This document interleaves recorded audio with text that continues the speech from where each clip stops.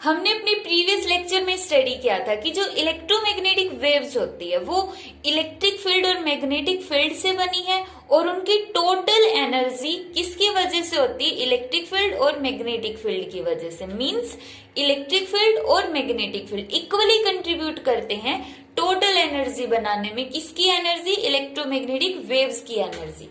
अब हम देखते हैं कि इंटेंसिटी कितनी होती है इलेक्ट्रोमैग्नेटिक वेव्स की। एनर्जी तो हमने स्टडी कर लिया, अब हम उसकी इंटेंसिटी देखते हैं।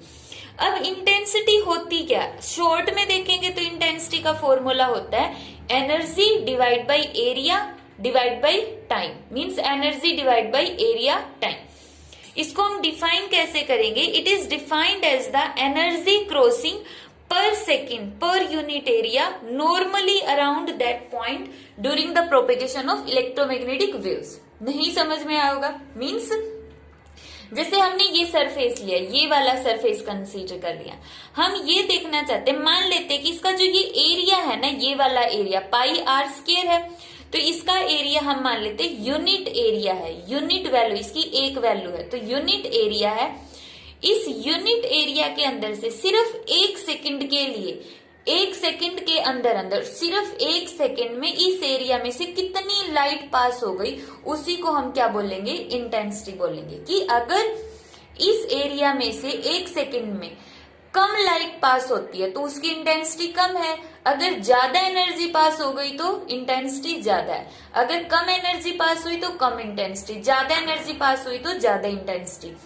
तो यही क्या होती है, इंटेंसिटी। मतलब किसी पर्टिकुलर एरिया में से एक सेकंड के लिए कितनी एनर्जी पास हुई है, सिर्फ उतनी एनर्जी को हम क्या कहेंगे, उसकी इंटेंसिटी बोलेंगे कि वो लाइट उतनी ही इंटेंस है। ठीक है। अब इसको समझने के लिए, इलेक्ट्रोमैग्नेटिक वेव्स में समझने के लिए मान लेते हैं कि इलेक्ट्रोमैग्नेटिक वेव्स ऐसे जा रही है, बहुत सारी इलेक्ट्रोमैग्नेटिक वेव्स हैं।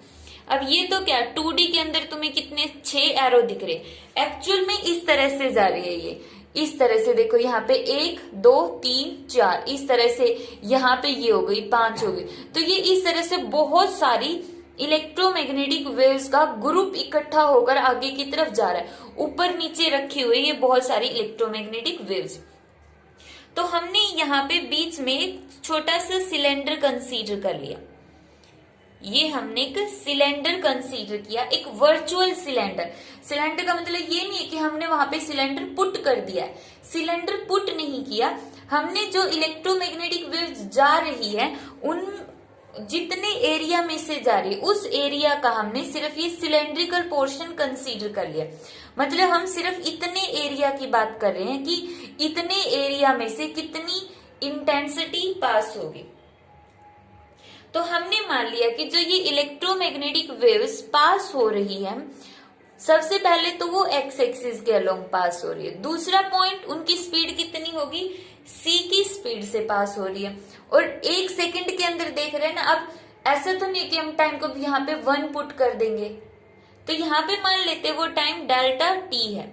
एरिया कितना है इसका, ए एरिया है, ठीक है। तो means E is equal to A delta T, ये इंटेंसिटी का फॉर्मूला आ गया है। ठीक है। अब देखो ये जो सिलेंडर है, इसके अंदर यहां से जो ये इलेक्ट्रोमैग्नेटिक वेव्स पास हुई है, कितनी स्पीड से जा रही है, सी स्पीड से। कितने टाइम के अंदर गई है, डेल्टा टी टाइम के अंदर। तो कितना डिस्टेंस ट्रेवल किया इन्होंने, सिलेंडर की लेंथ, कितनी लेंथ आई सिलेंडर की, लेंथ ऑफ सिलेंडर कितनी आई यहाँ पर, लेंथ का फॉर्मूला क्या होता है, डिस्टेंस होता है लेंथ का मतलब, और डिस्टेंस का फॉर्मूला स्पीड इनटू टाइम। तो यही सिलेंडर की हमारे पास लेंथ आ गई है। अब हमें यहाँ पर ये देखना है कि इतने टाइम के लिए, डेल्टा टी टाइम के अंदर इस पोर्शन में कितनी एनर्जी कंटेन्ड थी।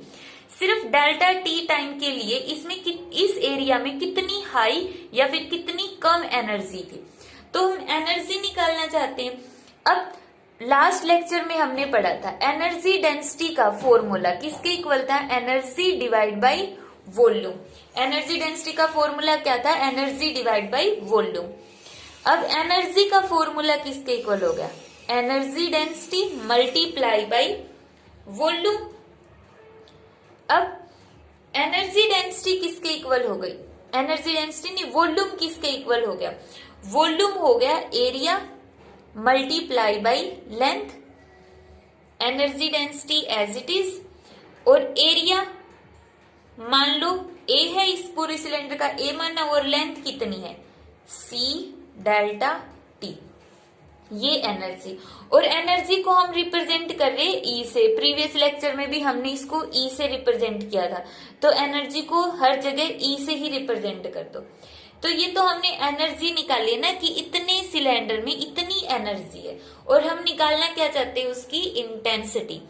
तो वैल्यू पुट कर दो, mu E A C delta T, और डिवाइड बाई क्या होगा? एरिया और डेल्टा टी, एरिया से एरिया, डेल्टा टी से delta T.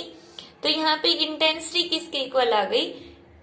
Energy density of electric field या electromagnetic waves multiply by C. अब ये आ गई हमारे पास intensity of electromagnetic waves. Electromagnetic waves की इंटेंसिटी आ गई इस वाले पोर्शन के अंदर, यहां पर I is equal to energy density of electromagnetic waves multiply by C.